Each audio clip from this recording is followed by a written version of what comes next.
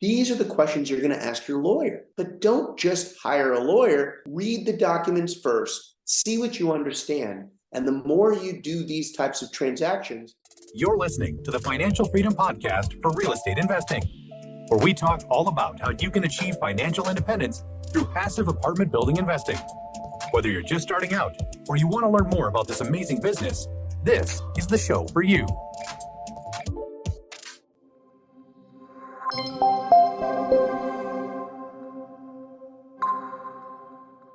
Hello, everyone, and welcome to our show. Today's topic is going to be LLCs. Now, we all have some questions about LLCs, and I think that some of us have somewhat of an understanding of what they are and how we can form them and how we can use them in business and in investing. Today, we're going to talk to Gregory Rutchik, who is an LA-based attorney. I've known Gregory now for a dozen years or so, and every time that he and I sit down, I always learn something, and hopefully you'll learn something today too. So without any further ado, let's get at it.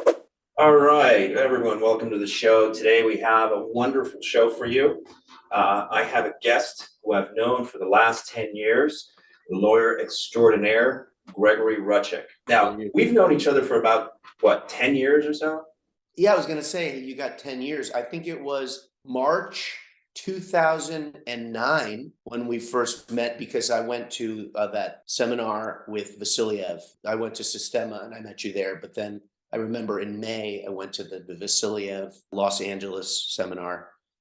And throughout that time, you and I have had, lunches, and we've sat down and just talked about business and real estate. And I've always felt like every time that I'm with you, I always learn something. So, I always want to thank you about that and for that. Likewise. So let's go ahead and just jump right in.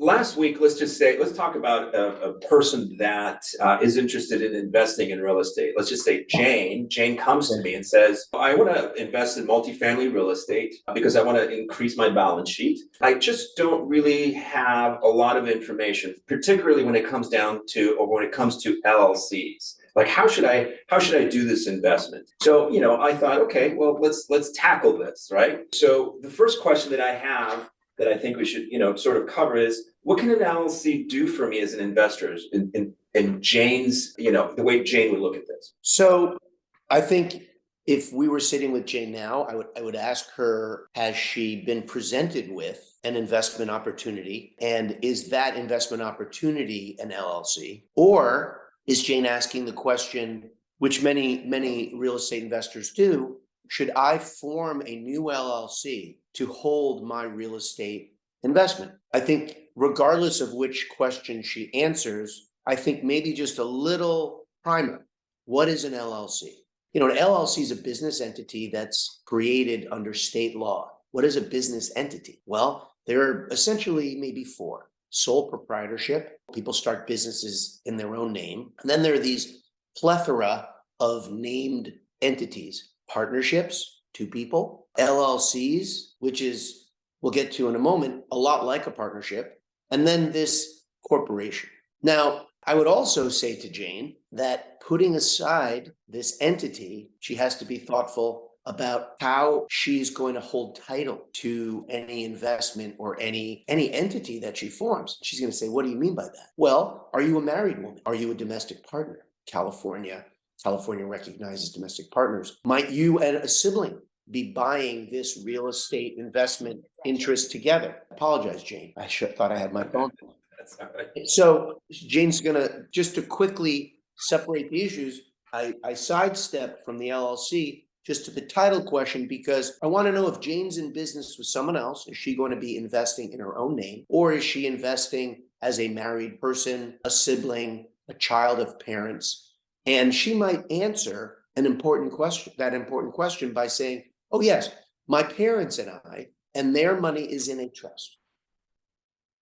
So side of the outline asks Jane how she's going to hold title. We'll get back to title in a moment. Let's get back to the LLC. In the mix of business entities, a sole proprietor partnership LLC, this LLC, it is not exclusive to California, but an LLC is it's a separate from the individual entity, which ultimately will have a tax ID, and it allows, I would say, at least three things. that are helpful. Number one, it helps to separate certain assets from your personal assets. So people often think about this as the limited liability part. And we'll talk about the false expectation of that in a moment. Well, I'll just get to it. You can always be sued in your own name just because you have an entity. Nothing prevents the other person who thinks you did something that hurt them economically from suing you. You can tell them you're an entity, but they can still sue you. So we'll get to that in more specifics. But generally,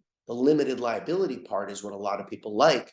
It separates from their personal assets these investment assets. The next thing it can do is it can allocate profits and losses to the members. That's what LLC owners are called, in a very customized way. It will also allow control of the entity. That's the third thing, the control, the voting, to be separated between the members, however the agreement, the LLC or operating agreement dictates. So recap, it's a business entity. It could help us with risk. It can help us with allocating profit and loss, and it can help us manage control. And if Jane is the only one who owns the LLC, control doesn't matter. Allocation of profit and loss doesn't matter. She's going to get all the allocation. And risk, it really only matters if Jane has the goal of separating her personal assets, maybe her personal home, from her business, this new investment empire that she hopes to put on her balance sheet, her real estate investment assets. So is it better for Jane to have more than one member in the LLC that she forms for an investment,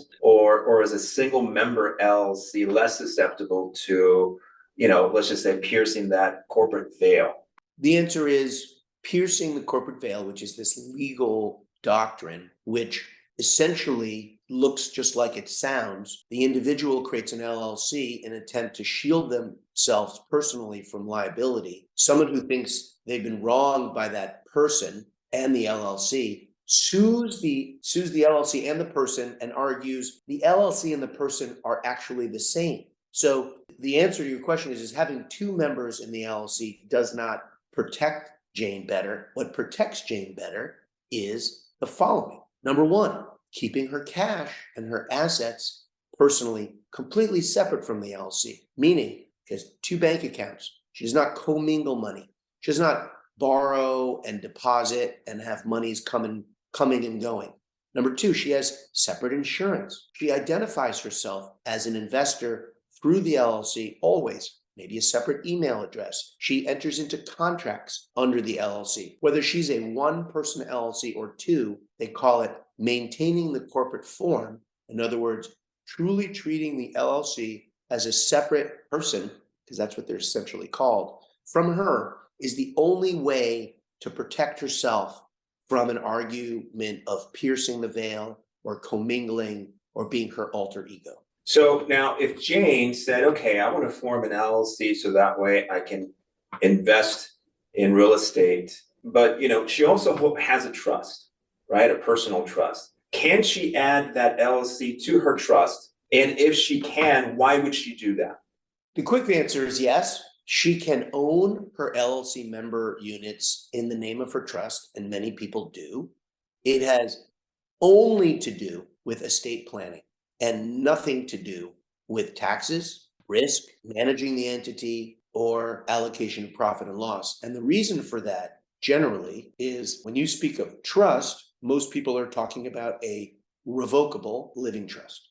A revocable living trust is a document, essentially, that holds title to assets. It allows the owners of that living trust, which are called settlers, sadly enough, another legal term, people who write it, maybe it's the husband and wife, maybe it's just Jane herself, to say to the world, when I die, this is how my assets are going to be distributed to my beneficiaries, and you don't have to probate my estate because I have a trust. So the benefit of a trust, in California at least, is that the trust document governs the allocation of the estate of Jane's assets on her death versus no trust or no will even. She has to probate, file her beneficiary or whoever is the executor of her estate after she dies, has to file a document with the California Superior Court say, I'm the administrator. There's a will or there's no will. Dear court, get involved for the next year. Step one, we're going to inventory. The benefits of having a trust over not having a will or a trust are tremendous if Jane has a home, assets like bank accounts, life insurance,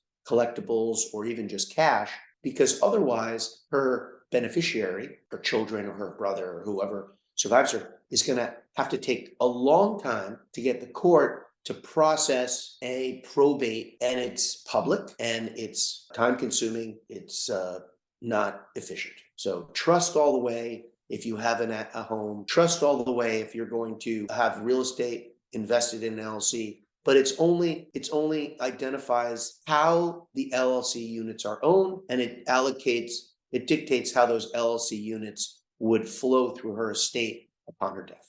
Got it. Now, over the years, I've heard, several people make recommendations about where to form an LLC. In other words, what state, right? I've heard Wyoming is a great state to form an LLC. Nevada used to be, or maybe still is, I'm not sure. Delaware is another one. Is there an advantage of forming an LLC out of state? Even if, you live in California and you're investing in California, does it make sense? So the answer is, as long as you understand the parts here. So I'm going to give you two buckets. Okay. Bucket number one is, remember I talked about the LLC is this separate entity, and three of the benefits are risk, allocation of profit and loss, and control. Okay, so Delaware is notorious for the benefits with regards to the entity's laws on control and the enforcement of the LLC agreement. Many like Delaware solely because Delaware's laws regarding this entity, this LLC's agreement, its enforceability, and the ability for members or managers to control the entity. The only other benefit of Delaware is there is no corporate tax for an LLC. It's a pass-through entity. Delaware does, however, have an entity tax of, I'm going to go out on a limb here and say it's about $400 a year minimum for an LLC. Again, an LLC is not a corporation. It's considered a company. Don't get confused. There is no corporate tax in Delaware, but people don't form LLCs in Delaware for the tax. It's the control. In the state question, other states, if you're operating in California and Jane is operating in California and she's going to be actively managing her real estate and taking salary from her LLC, she's formed it in Delaware because she likes the control, the fact that no one's going to pierce the veil so easily because the entity is sacrosanct. She also has to file in California what's called a foreign qualification. Now she has to file and enroll with the Federal Tax Board of California, this entity and its tax ID, because Jane is going to be paying California self-employment tax on the portion of her income. So some states don't have self-employment tax, but if she's operating in California, and there are rules with regards to activities in California. Generally, in the goods and services, I believe it's about a $500,000 number. If you're below that, you only come and go to California randomly. But if she owns property in California, she's entering into contracts in California, she's paying vendors to manage this real property in California, her activity is California. She's supposed to file and register with the FTB. And if she's taking a salary, even for some, through that Delaware formed, registered in California LLC, she's going to be paying California 15.4% self-employment tax. So she can go ahead and register the Delaware entity in Wyoming, or just register it in Wyoming, but she's still going to have to register it in California, despite Wyoming or South Dakota, which also has some state-specific benefits, which I'm not going to get into. She's still going to get hit with the California self-employment tax. Now, if there are two members in Jane's LLC, and Jane is the active manager, and John, her brother, is just a passive investor, he doesn't have to pay the self-employment tax because he's not going to be taking a salary. If she can figure out a way with her accountant not to take a salary, and she's just going to take a distribution of net profits, again, three reasons for the LLC. Second being allocation of profit and loss. Let's just say that Jane and John own 50%. profit minus expenses equals net profit. That goes on a K1 that Jane files with her personal return. If it's just rents from the property that she owns, and it's allocated 50% to Jane and 50% to John, that's going to show up, I believe, on the Schedule E. The non-active member, if they're both non-active members and they're not taking any salary, one could argue that it's just rental income. It's not subject to self-employment tax. If Jane is taking some salary, then that some salary would go on her Schedule C. She'd pay the 15.4%. The balance would go on her Schedule E. California, as a result, would hit her, even though she's registered in Delaware. Got it. Okay. And she's also subject to the fees in Delaware and California. Oh, yeah. Oh, yeah. So people would say, just file it in California. Just form it in California, pay one fee and pay one annual fee. Oh, there's one other fee you got to remember. So you file an LLC, it's a separate entity from Jane, and her lawyer is likely to tell her, Jane, you want to have a registered agent other than yourself. Otherwise, if you do get sued, somebody just serves you personally. They serve you personally for the LLC. One could argue it's a weak argument. It's not going to pierce the veil. But if Jane has a registered agent separate from herself, she is truly treating it separate from herself. She's going to have to pay about $200 a year to a company like CSC, Corporate Services Corporation, to be the registered agent. If she's got a Delaware entity, she's probably has to have a registered agent unless she has an address in Delaware. So if she forms it in Delaware and to take advantage of Delaware rules, she's going to have to also pay that registered agent fee. If she forms it in California, I would recommend have the separate registered agent. If she's not making a lot of money from this LLC, tell me she doesn't want to spend that money. I would recommend she doesn't. Right. Great information. So I think we talked about having investments in an LLC. Is it better to have a single investment, an LLC, because it's a company, right? Or is it better to actually have multiple investments or assets in LLC? Like what would give Jane better protection? Well, you're using the word protection. I think when we think about protection, I think we have to identify what are the risks that we know about. So we already talked about taxes. We talked about liability. Okay, we'll talk about liability now. We can talk about taxes a little bit more, but let's just say that Jane has two rental properties in her LLC. She's going to have insurance on each of those properties for, I'm not an insurance expert, but we're going to call it damage to the property, damage to person. Okay. So damage to property, fire, electrical. She's going to have vendors come in, and those vendors are going to also have a contract with Jane's LLC for the services, the new roof. That subcontractor is going to hopefully give her a certificate of insurance for the work. And the electrical person is also going to have certificate of insurance. They're going to have permits. So each property is going to have insurance. One of the properties burns. God forbid somebody dies in one of those buildings. It's likely that the LLC that holds these two properties could be sued. So now we've got two properties in this LLC.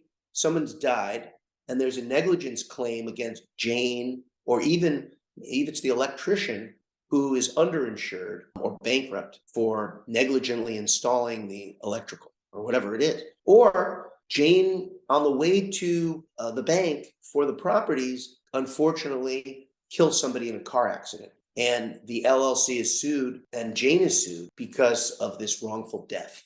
So now we have two properties in here.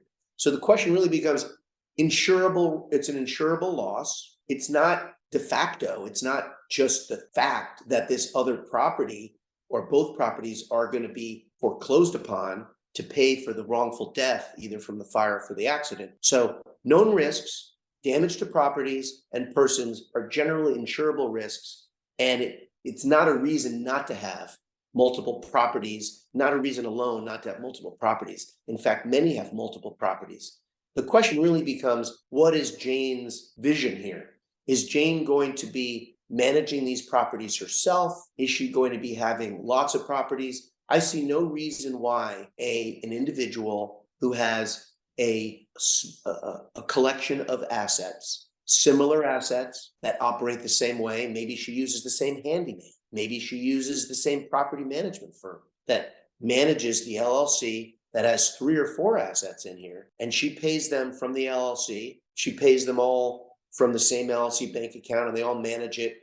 The handyman operates, kind of irrespective, and she just calls them and says, property 1 needs this fixed, or electrical needs this fixed. No reason not to have multiple properties in the LLC. These are insurable risks generally. If she's going to invite, however, other investors into her business, into her LLC, she and her brother, they're together for Thanksgiving, and she's going over the books with her brother John, and she says, John, it's incredible, the money that mom and dad left us. We started with this one property, we put it in an LLC. We then, leveraged that property. We have bought that second LLC that you found, and now we have that third.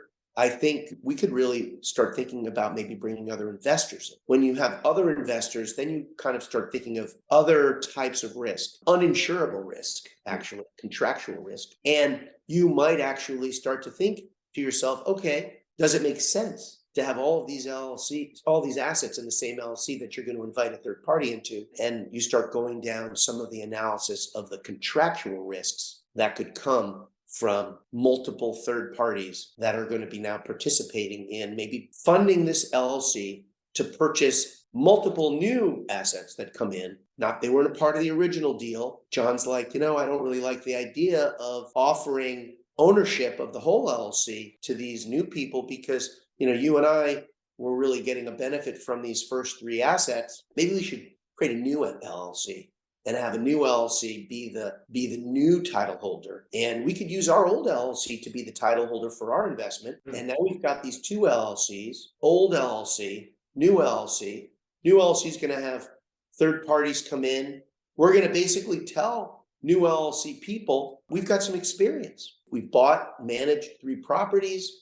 These are what the profit and loss looks like. That old LLC, J&J LLC, is going to be a member of the new LLC. It's going to be maybe the managing member. And in fact, new LLC is going to start to pay old LLC a management fee. And now all of a sudden, we have a 4th type of asset in old LLC. We have 3 real estate properties, and we have an LLC interest in old LLC. And John and Jane now have a new stream of income coming into old LLC, which is from the new LLC, as they begin to form it, raise money, find an asset, buy the asset. Maybe John and Jane become the ones who put the first hard money down. And that's how they argue for the management fee. That's how they argue maybe for a preferred distribution. And now we have 2 LLCs that are very different. It's new LLC is going to own a multi-story, multifamily with 5 or 6 investors, and its managing member happens to be old J&J LLC, and the J&J LLC appoint John or Jane to be the person who's the manager for J&J's interest in NewCo. And now we've got 2 entities, and we've separated new from old for various reasons. Control, J&J is going to control new entity. The members of new entity, they may be only entitled to profit and loss. No voting interest. Maybe John and Jane can sell that to the investors of NewCo. Profit and loss is going to be allocated by a percentage of membership ownership. J&J is going to maybe not have any necessarily more interest than anybody else, but they're going to control being the manager. And we're going to be very careful in the operating agreement of NewCo that J&J can't be removed. They can't be removed as manager unless they quit, appoint a successor manager. You could even have things like, forget about cause, because cause has got to be defined. Let's say that we don't want J&J to be removed unless they commit and are convicted of a felony related to financial. So we really want to control how J&J could be removed, allocate profit and loss in NewCo based on membership interests, and pay a fee. We give authority to J&J to pay whatever fees are necessary to buy the property, negotiate the purchase, enter into a loan, pay management fees back to J&J to manage the property. And the new members are simply members. They're not subject to self-employment tax for this. Maybe it's the California LLC because they're not getting salaries. They're just going to get a distribution of net income. So much great information. I mean, there's just so much packed in here. I think that obviously going into an investment, you really have to do your homework, not just on the investment itself, but how you're going to take title, how you're going to structure this investment for yourself moving forward. Would you recommend, and I certainly do, but would you recommend that an attorney is the one actually that puts all this together for Jane? Not necessarily as a first step, but maybe, yes. Here's what I just want to recap. When you go into someone else's entity, okay, if someone's presented you with an opportunity, you're going to be presented with a couple of things. You might be presented with a business plan. So if you're going into someone's entity, read the business plan. Use do I understand what they are offering and what promises can be objectively verified? Returns on investment, cap rates, expenses. The second document might be something called a subscription agreement. It's a contract, which basically says you, investor, are accredited. You have $200,000 of income or assets of $1 million, or you're going to be taking title in a trust. Read it. Do you understand it? Do you understand the different sections of it? What you're maybe buying, how you're going to hold title, what you're representing or essentially promising the investment entity about yourself, that you're accredited, that you don't have any bad acts. The third part is the operating agreement. If it's an LLC, that's the agreement that governs the LLC. It's a long document. Read it. There are tax issues. Again, look at the 3 issues. How is the entity controlled? Who gets to appoint new members? Who manages it? How are profits and loss allocated? Is there a distribution section which talks about this group gets money first? Those are often called waterfalls. And the last really has to do with, it's got to do with managing and controlling the entity. And in terms of can you sell your interest early? Can you get out? Who can buy your interest? These are the questions you're going to ask your lawyer. But don't just hire a lawyer. Read the documents first. See what you understand. And the more you do these types of transactions, the more familiar you're going to be with the business plan, the subscription agreement, and the operating agreement. They're not just boring boilerplate. Those documents govern whether you're going to ever get your money back and help you test the credibility of the person offering you that investment. Great advice.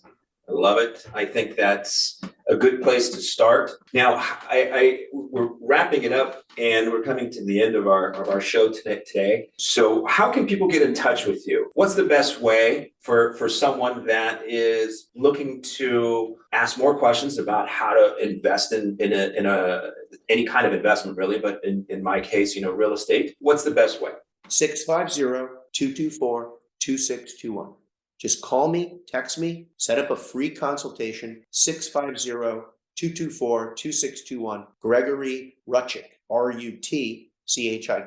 My last name is my website, Gregory@Rutchik, Rutchik.com. Send me an email. Have a free consultation. If you've got documents received, send me the documents. In an hour, I will at least share with you my thinking, maybe how I can help you break it in pieces and map out what your strategy is. You really have to think about what are you looking to accomplish, map it out. We'll talk about it, and I hope I can help you. Fantastic. Gregory, I want to thank you for joining us today and talking about LLCs, because this subject is so important. And I think a lot of people just don't have enough understanding of it. Again, if anybody wants to get in touch with Rutchik, please give him a call or email him, so that way you can have more knowledge like I do. Thank you. It was great. I really enjoyed it, and try to keep it as simple as we can, so at least we know how to begin the process. Great. Thank you, Gregory. Thanks. Thanks for listening. Take the next step toward financial freedom by checking out our free learning center, where you can find free resources to help you learn more about apartment building investing. Whether you're just starting out or you're ready to start investing in apartment buildings, head over to CapXinvestor.com to gain access to our learning center.